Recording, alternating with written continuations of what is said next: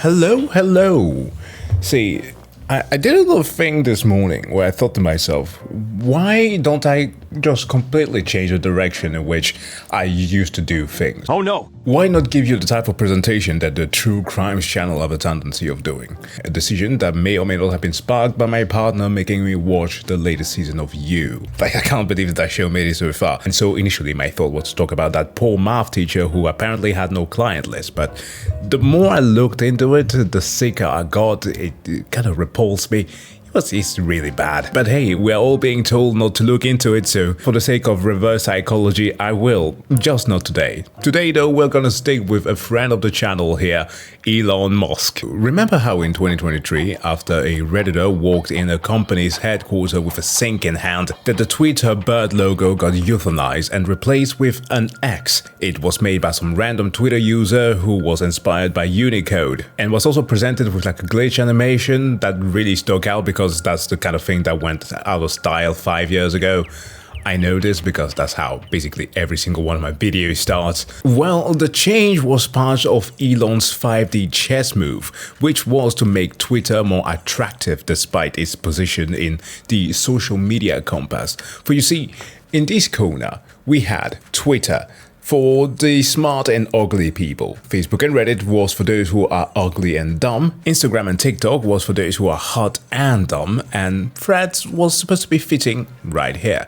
Now, Threads was supposed to fill in the gap. But given that there aren't enough hot and smart people in the world, Threads user engagement plummeted down to 70% 2 weeks after it was launched. Yes, just 2 weeks after, it already had a foot in its grave. A grave that was dug deeper by Elon as he made the first revenue share payment for creators on X. And naturally, with his lax content moderation and appeal to free speech absolutism, X was now, what's the word here? Incentivizing people to be mini Lex Luthor and just fill the app with passive aggressiveness, snarky comments about, oh I don't know, illegal aliens or something of the sort, just urging people to tweet the most vile, hateful and just rage-baiting stuff as possible. And now, in all fairness, not every single account had to stoop that low. Like, for example, one of my favorite, at least used to be favorite, entered the Hall of Fame that received a 6-figure paycheck for sharing dumb content on the internet. Well done. But we all know that our lizard brain are more calibrated and attuned towards negative content, so guess which one people went with. Now, speaking of lizard brain, the lizard man himself, or dare I say, former lizard man and CEO of Meta, Mark Zuckerberg, had his team report to him that the entire thread thing wasn't truly working, so he had to do some changes, which he took into consideration as soon as he was going to be done building a new image and body for himself.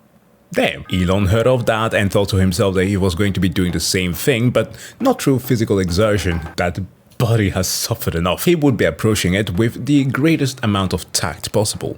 And by that, of course, I mean stringing a bunch of controversies together for the 2 years to come. Like something in the ballpark of like gaining some gaming accolades, securing some government subsidies, pushing for some pretty weird conspiracy theories, and yeah, of course, boasting an election. And thus the changes from Twitter to X was not just a man's obsession with a letter, but it was also supposed to represent a universal media that handled all forms of content, a real everything bagel that we were all going to be connected to.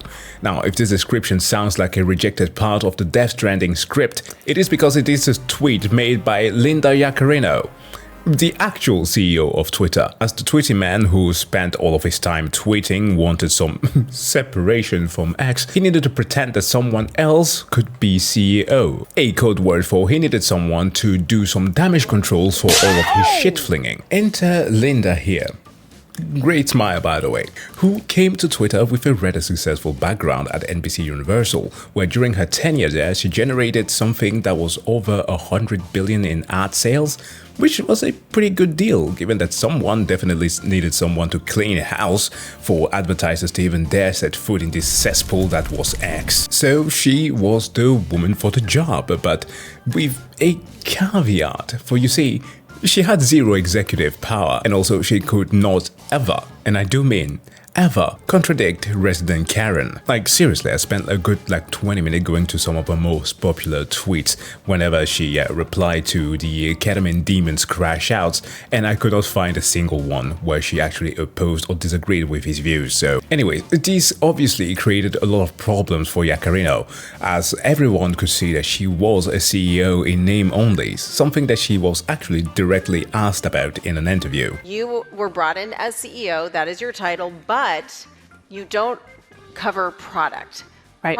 All of the product teams report to Elon Musk, and as a result of that, there's been a lot of... If anyone in this room... Can I finish, please? Wait, Linda, sure. let me finish. Please, let me finish. Sure. As a result of the fact that the product team does not report to you, the product team at Meta reports to Mark Zuckerberg, because the product team does not report to you, there has been speculation that you are in more of a COO role or a CBO role, a CEO in name only role. You know what's funny is that we talk about that a lot at X. As you know, it's a very flat organization, and the teams are very empowered to perform at their highest levels.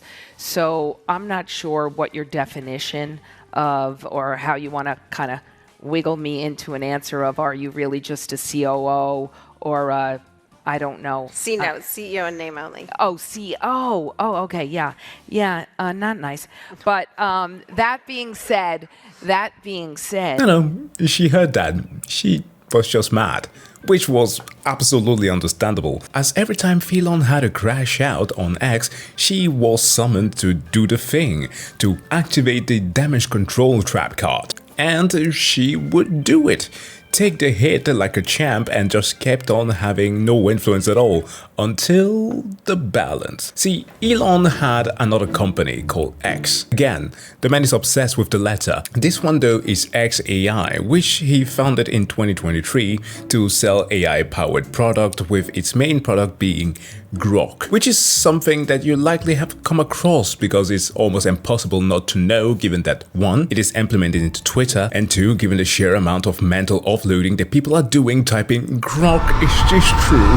See, Musk wanted to join the AI race, but he was late into it. The likes of OpenAI and Google had already been finalizing their stuff in late 2021 and went public in 22. So he needed to bull rush the process, and by doing so, he would take places like, I don't know, fucking Memphis? No, not the Egyptian city. Memphis, Tennessee, where, unbeknownst to the citizens of Memphis, he made a deal with a local power plant to get 150 megawatts of power for his supercomputers. And he was also going to be establishing some substations there, which would totally not be poisoning the air in the city, thus breaking pollution control and just fucking the lives of the citizens. But don't let those facts affect your opinion, tech bro. Elon, what he did with Memphis is objectively somewhat dirty, but he's also doing it in an area where there's like a bigger natural gas plant right next door, and like a wastewater treatment and a garbage dump nearby, right? And he's obviously made the world a lot more clean than that one data center. In just 1 year, XAI has blown past existing polluters. They're emitting somewhere between 1,000 and 2,000 tons of NOx. I'm an air pollution guy, so I deal in those numbers all the time, and that's larger than anything else in Memphis. Nor you, Grok user, who keep on generating some disturbing Ghibli art. What is important for today's story, though, is that XAI finally bought Twitter to its full liquidity, and Linda Yaccarino got paid. Yes, meaning that she no longer needed to stick around with hopes of getting paid. So I think she deserves it.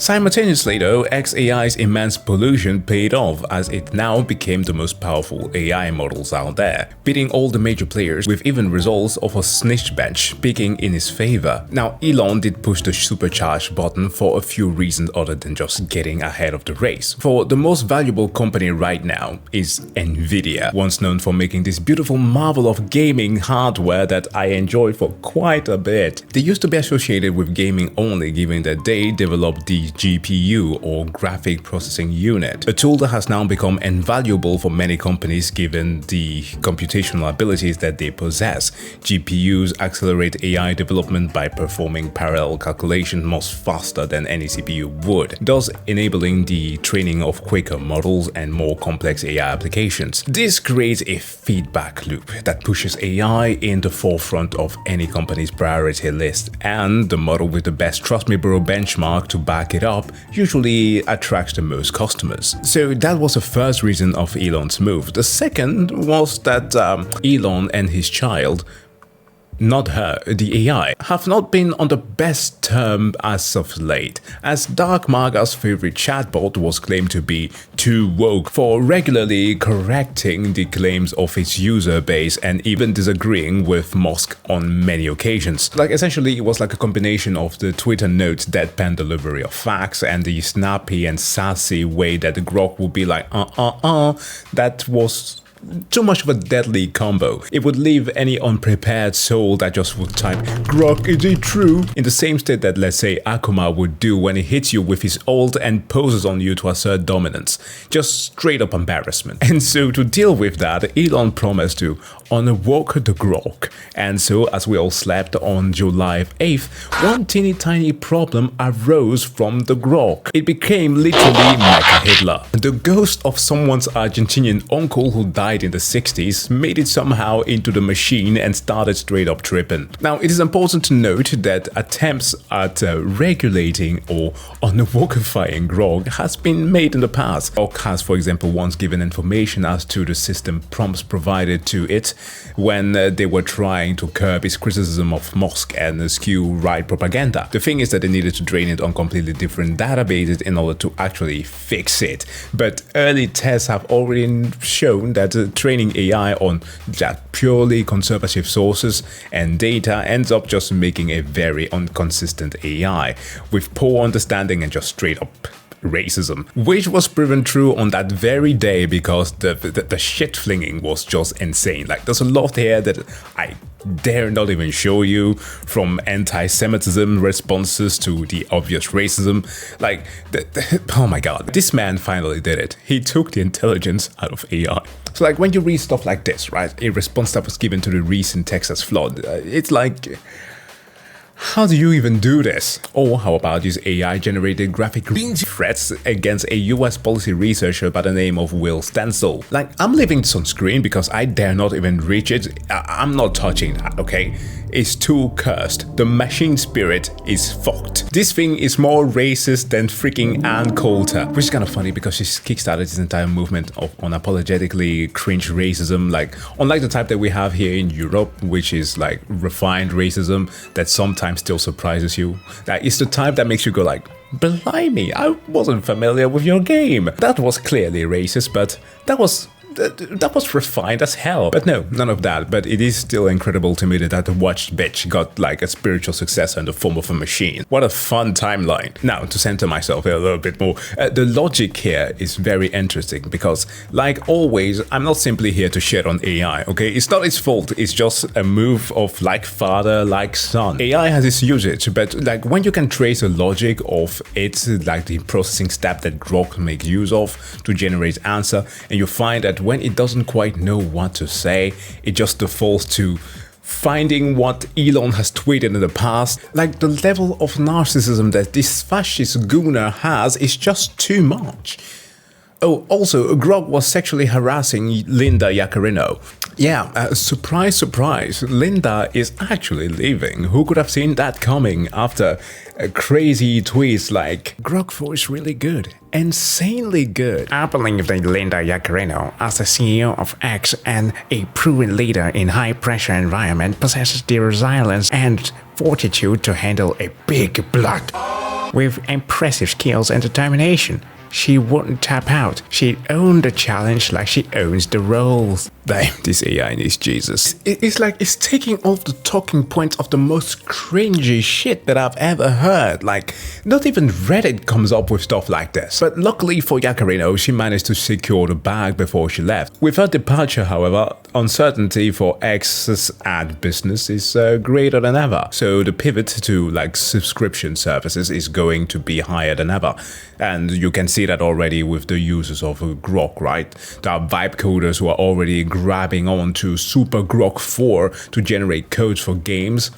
You know, the usual stuff. And of course, the usual Grok users who are lamenting the users of the brain as well can make use of that by paying like $30 up to like $300. Weird. Why do you do that? Now, in her stead could likely be the likes of Mr. Beast, who have proposed to join forces with Elon, just so we can make the timeline weirder, I guess. And as usual, I think that as long as the hype around AI is high, this company is just going to keep on bleeding money slowly, but remain relevant enough for investors to pump value into it. So in the end, at least, Elon has tried to clean up his mess, as the Mecha Hitler Grok 4 has been kind of subsued? What am I saying? Subdued. That sounded weird in my head. Like some poor thing tossed into the sunken place with nobody out there to yell to it, "Get out!" But anyways, that was my quick rant about the Grok AI Mecha Hitler situation and Elon Yaccarino leaving. It's not looking good, but is in a way kind of funny, but also disturbing. Hope that you like the new content. See you next time with the non-existent list. Have a great time.